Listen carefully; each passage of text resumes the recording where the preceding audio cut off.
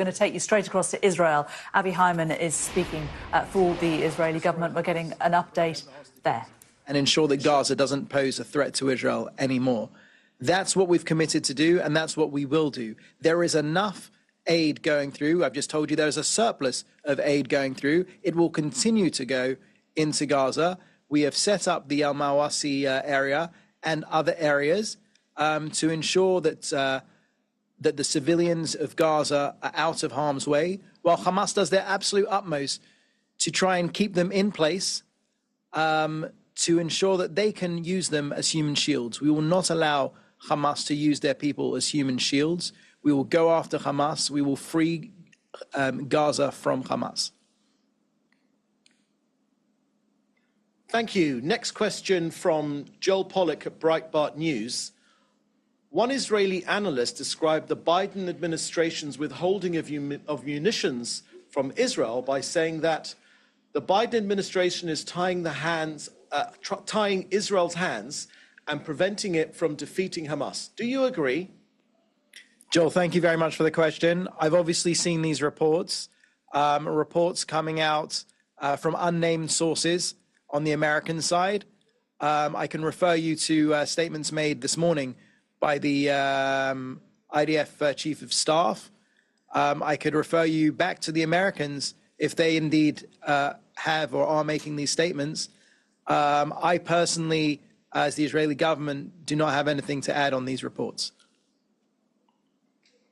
Thank you. Follow-up question from Joel. The dictionary defines the word treachery as a violation of allegiance of faith or confidence. Would you describe the withholding of arms in wartime from an ally as a form of treachery? Joel, again, I appreciate that was the same question asked in a different way, and my response remains the same.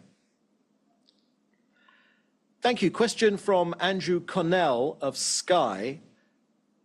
The UN has told us this afternoon that they are yet to see any aid come through the Kerem Shalom crossing on the Gaza side.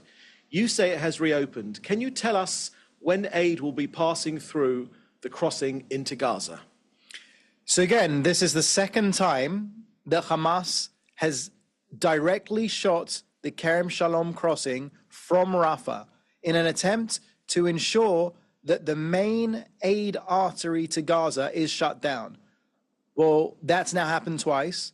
4 Israeli soldiers were killed the first time.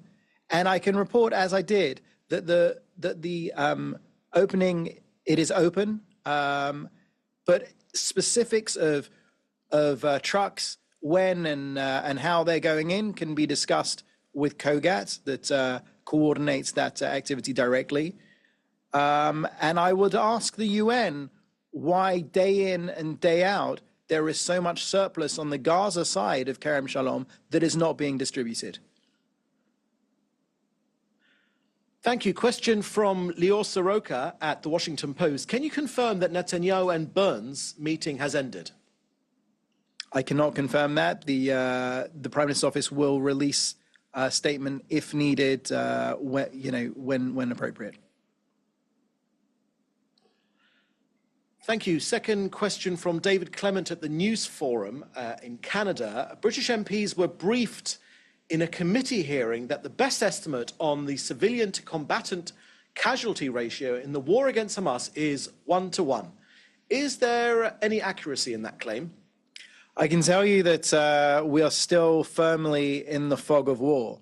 I know my Prime Minister has said in the past that it's potentially even better than 1-to-1. One thing that we know for sure, is that Israel at the moment appears to be operating in a way unprecedented, in a way that is unprecedented to avoid civilian casualties. And we will continue to do that for the sake of international law, and also because it's part of the very fabric of our ethos as a Jewish people in the one and only Jewish state, to avoid civilian casualties and go after those terrorists that seek our absolute destruction. Thank you. Third question from Joel Pollak at Breitbart News.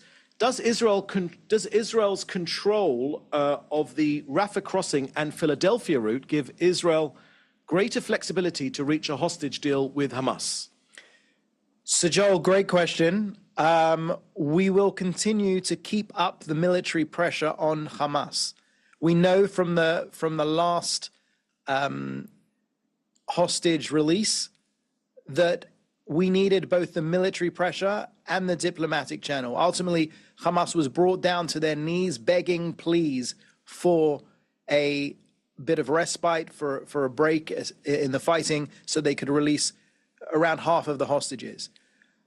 We are continuing on our mission in Rafah as part of the war aims because the last four battalions of Hamas are there. We will destroy them. But certainly... Well, they will step away from Avi Hyman giving a briefing on the current situation from the Israeli government, asking some questions from journalists there.